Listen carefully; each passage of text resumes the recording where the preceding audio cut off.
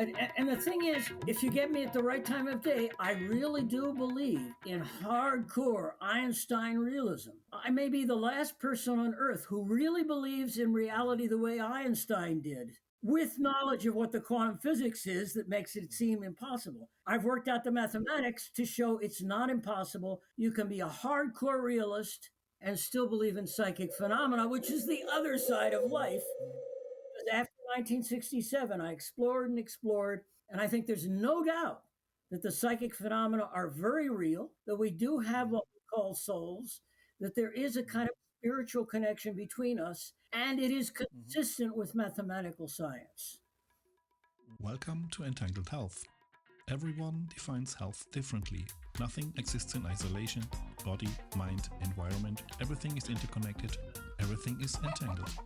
My guests come from all walks of life: quantum physics, AI, biotech, healing arts, and creative fields. Each brings a unique perspective, and talks are usually over 1 hour or longer. This is a best-of edition of the interview with Paul Werbos, the inventor of Backpropagation, which is the engine behind modern AI. In the full interview, we go even deeper and we run the quantum dice question live, and that's exclusive to the complete version. Want it all? Check the link in the description, and now let's get entangled. So, Paul, again, a warm welcome. It's been a while since we've seen each other. I'm so happy that you're here with me. First, I owe you a caveat. Okay. As I listened to your introduction, you have asked me to be honest and open in a way that very few people ever tolerate. That's why the fact is, the issues you're talking about are super connected. And I have spent my whole life learning about these connections.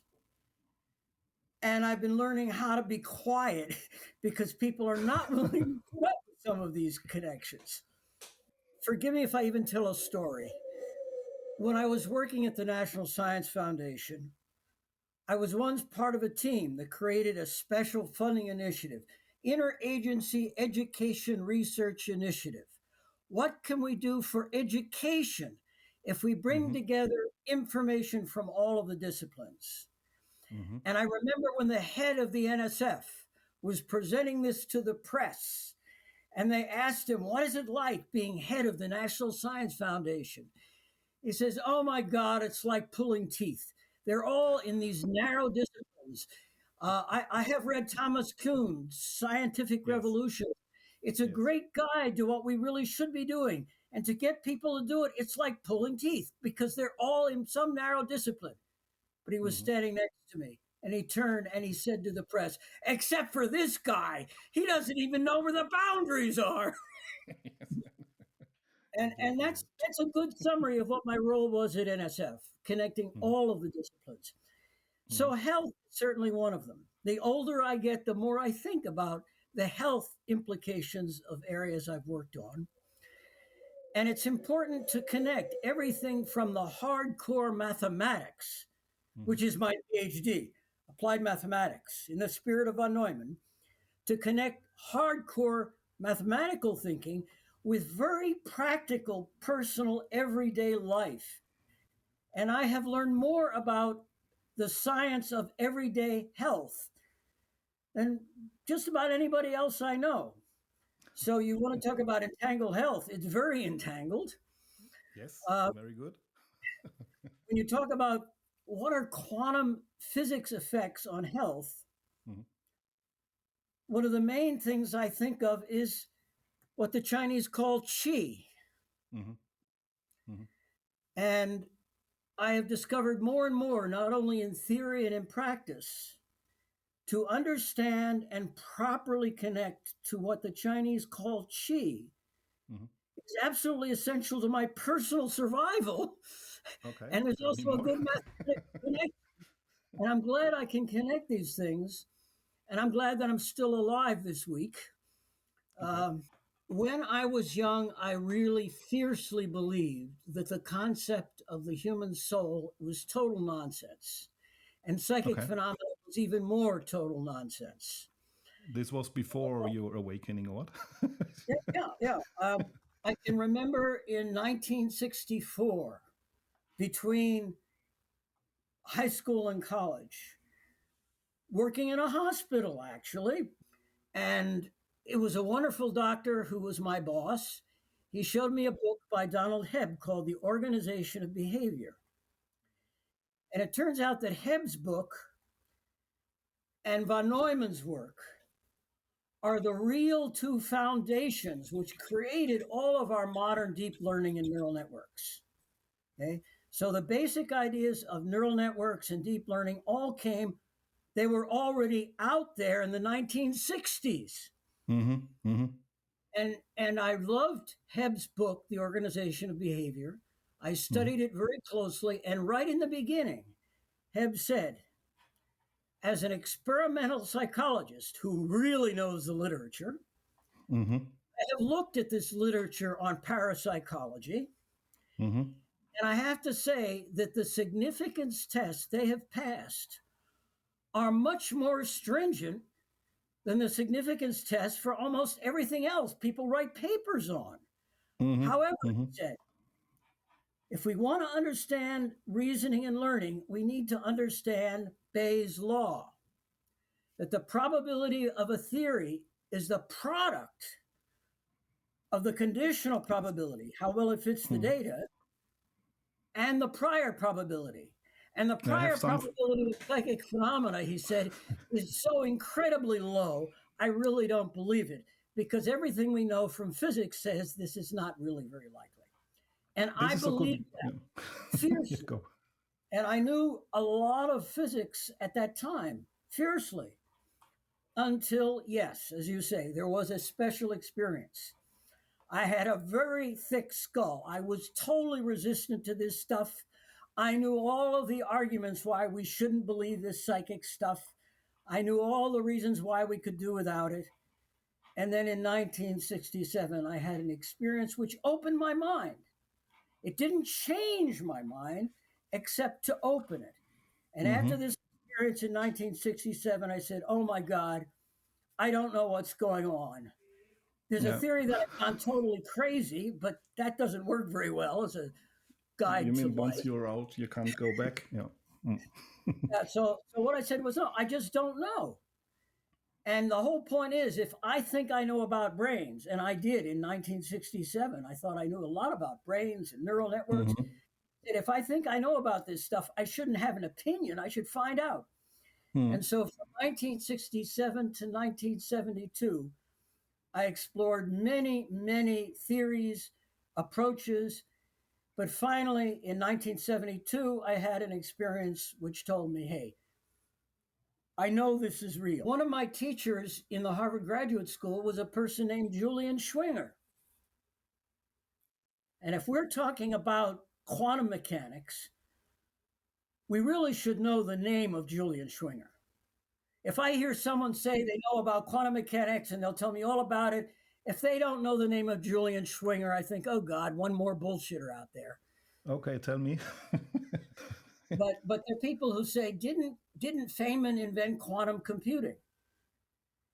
And basically what I tell my friends, if you think Feynman invented quantum computing, the reason is he was in a bar with a beautiful woman next to him, and he said, there's a lot of room at the bottom.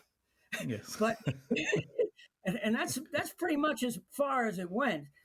And if people knew science today the way they knew engineering in the 19th century, everybody would know that the real inventor of what they call quantum computing now was a Professor David Deutsch. David Deutsch, yeah, definitely. Yeah. And so, which brings us maybe to the multiverse, but we talk about this maybe later. So I translate my thoughts into English, but my thoughts are not in English.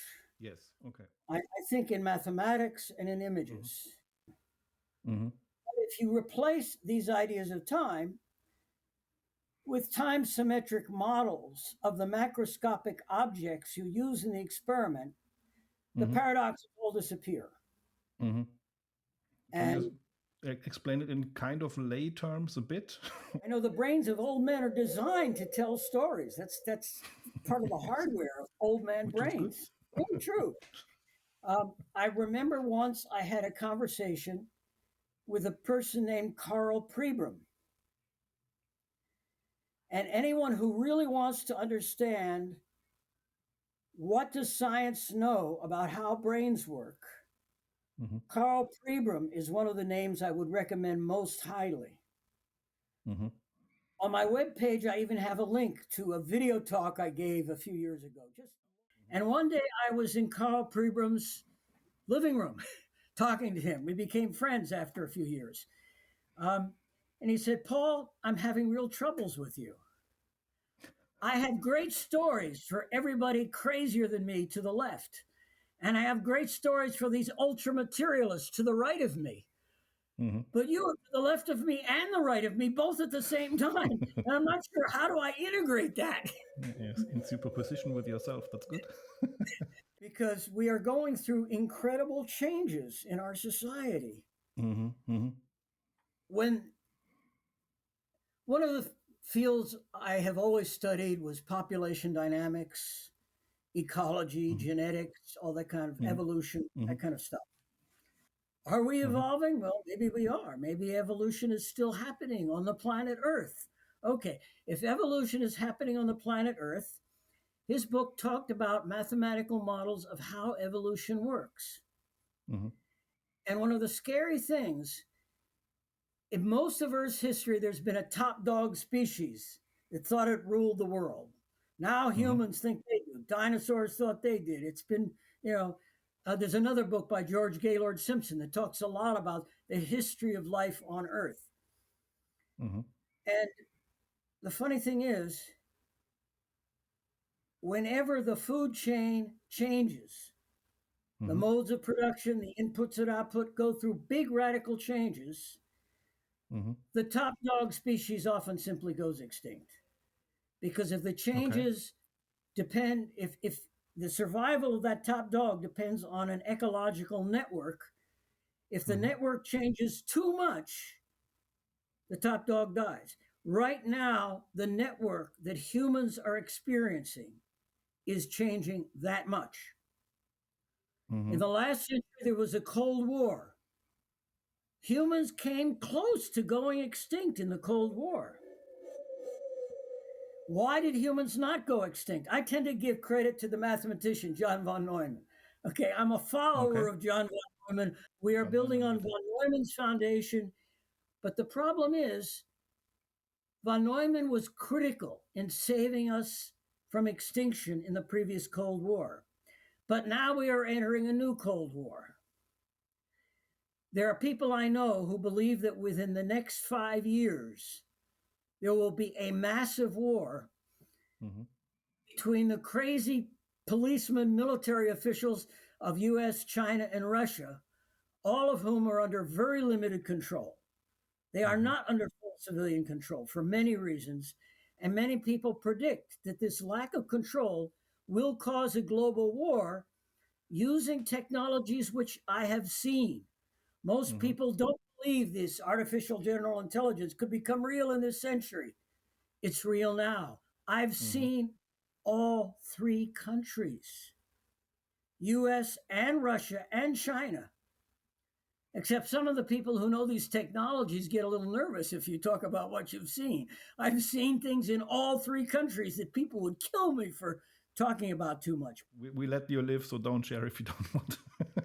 Whatever. Let's jump to this big picture challenge and maybe ethical framework. I'm normally paid for AI governance, which is maybe a European problem. I don't know. But that's what I'm just talking about. No, AI all of these drone fleets. This week, I've been telling many people, look at Zelensky's speech before the United Nations last week in their big session on AI. And Zelensky described what it's like to actually live in a real world with drone fleets attacking each other overhead, governed by autonomous intelligent systems. That's the most immediate source of a war getting out of control. And it's a strange story. But at that time, there were people at IBM who had a game plan for how IBM would control the entire planet Earth. This was the original Watson plan. IBM. They since moved Okay. it out. But I got to see the inner circle because they were interviewing me for a prime job in IBM's plan to take over the Earth. There are times lately when I've thought, if I knew then what I know now, I might have taken the job because I could have bent the job to be of use to humanity. But at the time, I looked at what they were planning and I said, holy shit, I don't want to be part of eliminating the human species. And when you talk about these implants, they are very much part of it. We had a little meeting where a woman from the education division of NSF was speaking to the inner circle. There was an inner circle of 20 program research leaders who could be useful to the Watson plan, the people who know enough about AI and such things to be useful to that plan. And a woman from the education division said, wait a minute. Now I understand your vision for the planet Earth. It's a breathtaking vision. It's highly plausible. It's very powerful. It's really amazing. But, she said, in this vision of the future of the Earth with the Internet of Things connected by intelligent systems, what I don't see is people. Where are the people in this vision for the planet of Earth? You've got this intelligent system of computers controlling every motion, every box, every light bulb in the whole planet, but I don't see any people in this plan. The person who ran the engineering directorate at that time smiled an alligator smile. And he said, actually, for those of us who are clever enough, it's really easy to see how to fit people into the new Internet of Things. It's very easy. You just turn the people into things. That's what our latest interagency conference was about. We have technology to turn people into things. And I was supposed to lead that. You can imagine, why did I retire? This was one of the two reasons to retire. I didn't want to turn people into things. But on the other hand, I know how to turn things into people, and I could have fixed that. Now I know how to do that. But at that time, it was very clear I didn't know enough, and if I took that job, I would hurt humanity, and I figured it'd be better to be retired than to be a threat to the humans. But Elon Musk, his Neuralink system was part of that same game. It was part of, I think of it as the Borg. And a lot of people told Musk, wait a minute, do you know what the hell you're doing? You receive and you transmit. Do you know what happens when you receive and you transmit to brains? You can control their reinforcement systems. They become like Borg. They stop being people. And Musk's initial response seemed to be, okay, I'll develop this technology, but we'll apply it to wild boars. So he put it on wild boars. Can you imagine the Department of Defense developing a vast army of plug-in wild boars, really well equipped to do whatever you can do with a big tribe of wild boars? And to me, I thought, hey, that's a neat attempt to balance off certain competing goals, like getting DARPA money, but also not eliminating the humans. However, at a certain point, he gave in. And he joined the crowd of the rest of the people working on this kind of project. And so to say that Elon Musk is a strange character. He's always there at the frontier. He sometimes expresses really great values, but his way of implementing those values could be fatal sometimes. And he's playing, right now the Chinese are playing games with him, and he's playing games with the Chinese. And by the way, I'm worried about this coming decade. Well, one of my favorite stories is about Fimbulvinter. About what? Something called Fimbulvinter. I learned about it in Iceland from the ancient records of the Icelandic people. And what could poison the earth directly what could kill all the humans from climate is sulfate H2S compounds and radiation. That's what happened 250 million years ago. And I'm grateful I had a chance to collaborate with the world's leading expert on what happened 250 million years ago. And it's very clear that it's happening now, but it looks like it could be anywhere from 30 to 100 years in the future, whereas war could be 10 years in the future or less.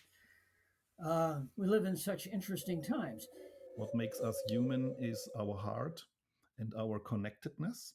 The next paradigm shift would be a global resonance. In principle, also back to resonance with nature, because people are spending more on scrolling their Zohar streams than being out there in nature, living with daylight and animals and healthy food and whatever.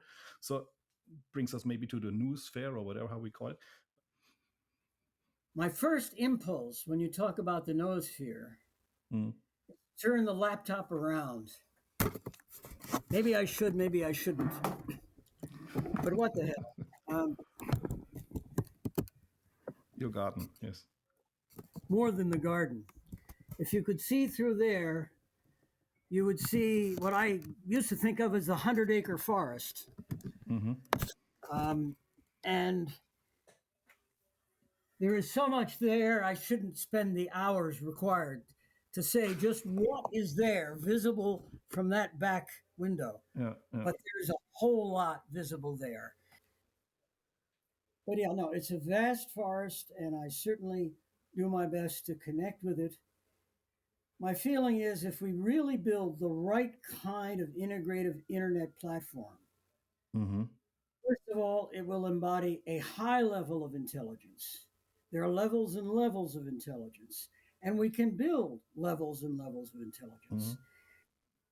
Instead of retreating and depending on things like LLMs, stupid AI will lead us to a stupid outcome. It's yes, pretty thanks clear. for this. What can we do better? Okay. Some of us have the mathematics worked out for a level of intelligence which is much higher than that of the mammal brain. So what we have to do, instead of fighting the internet and leaving it to the military, we need to develop a better internet, which, like the Tai Chi, moves the human, allows the human to develop.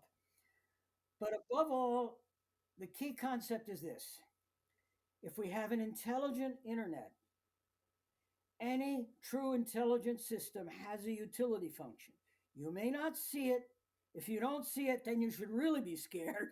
If you do see it, you have some idea of what's going on. And my feeling is the utility function has to be managed and evolved in a way that gives full respect to all of the human actors, but also of the true AGI, both within rules, and also to the noosphere itself. And more capable of resonating with the larger intelligence around us. When you use the word noosphere, I use the word noosphere a lot. Can you just give your definition? Because I'm not sure if everybody has the same understanding of what it is. Oh, you're absolutely right. They don't have the same understanding. And my understanding is actually quite different. In the old days, people read things by Teilhard de Chardin, especially, and Vernadsky. And they had an idea that the noosphere was the result of intelligence evolving on this earth at higher and higher levels. And the biologists told those people that they're nuts because that's not how evolution works. And we know a lot about the mathematics of evolution and the experience. We wouldn't expect a high level of intelligence to evolve on just one planet. So there are two things you need. You need a selection process that works, and you need a physical substratum. And these are the two things I had to understand before I could believe any of this. But I see where the physical substratum is, and I see how the evolutionary process works. I considered many possibilities, but I could find no other explanation consistent with what I have seen. in terms of the evolutionary process. I cannot believe that the noosphere, the mind around us here, is just on one planet. It doesn't work. It only works if you assume that our noosphere is actually a member of a species which crisscrosses the whole universe. And people say, my God, that's incredible. I said, do you know how many solar systems there are in this universe? If intelligence can evolve on a planet with 1 billion creatures, for God's sake, it can evolve by some kind of natural selection across this whole cosmos. But I have to say, I'm crazier than that. Okay? I claim that we have a noosphere, a solar system wide noosphere, which is an intelligent personality. And the thing about intelligent personalities is you can communicate with them. The concept is our entire noosphere is actually like an adolescent girl in this whole population of ancient solar systems. I mean, the Earth is like only 4.5 billion years old. Our universe is much older than that. Maybe a bit older. And the rivers of dark, the rivers of dark matter that we can see clearly indicate that there has been a place for life for many billions of years. And our entire solar system is like an adolescent girl going through a period of challenge. Because adolescence in many species is a time when you might die and you might live, and you got to learn fast because of your new environment. Well, that's true for the Earth. The entire Earth has to learn fast. In fact, to be honest, the survival of this species, in my view, after years, the probability of human survival depends a lot on whether we raise our consciousness and intelligence, take full advantage of human potential in a way that requires we connect much better all of this inner truth and inner reality. I have said to some intelligent people, if we want humanity to survive, one of the things we need is greater integration. Yes. As a species, we're kind of schizophrenic. Even our noosphere is a little schizophrenic. There are thoughts in there that kill other thoughts in there. We need a little bit more integration, a little more mutual understanding. And in order to achieve mutual understanding, certainly science and spirit need to be better reconciled and integrated.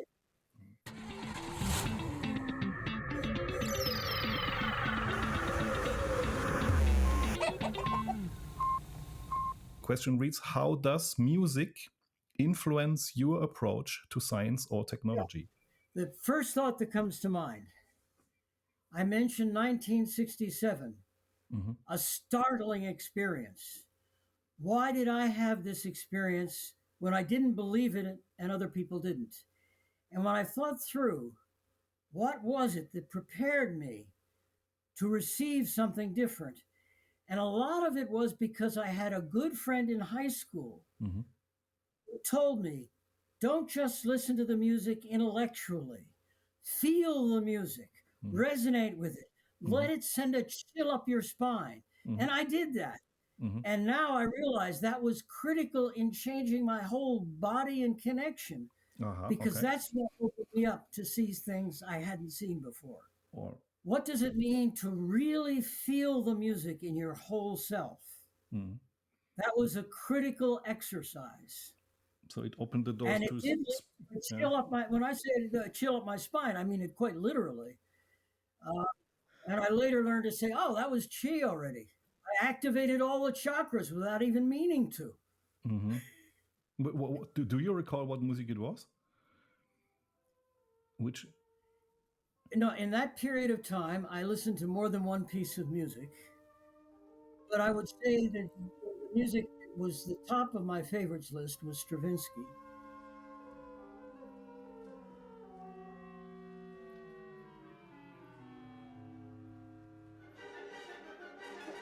Yeah.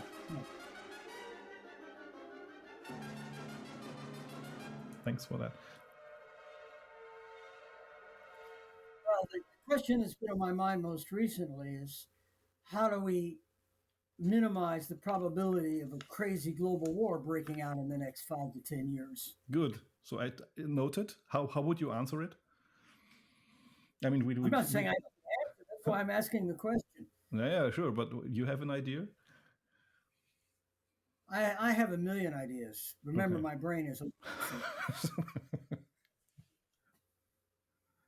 You want to share one, or rather, it's too complicated to share one? I have tried to generate the kind of dialogue around the world to orient people towards designing the kind of internet system that I'm kind of hinting at. That we have been mentioned, yeah. Where humans and AGI and the Noosphere are all represented as actors in an effective, intelligent, multiplayer decision system, which is like what we already do a little bit with electric power. We have some idea how to combine deep value inputs from more than one source and how to create a kind of distributed control that does justice to many players simultaneously. There are details, but there's not enough time for all the details.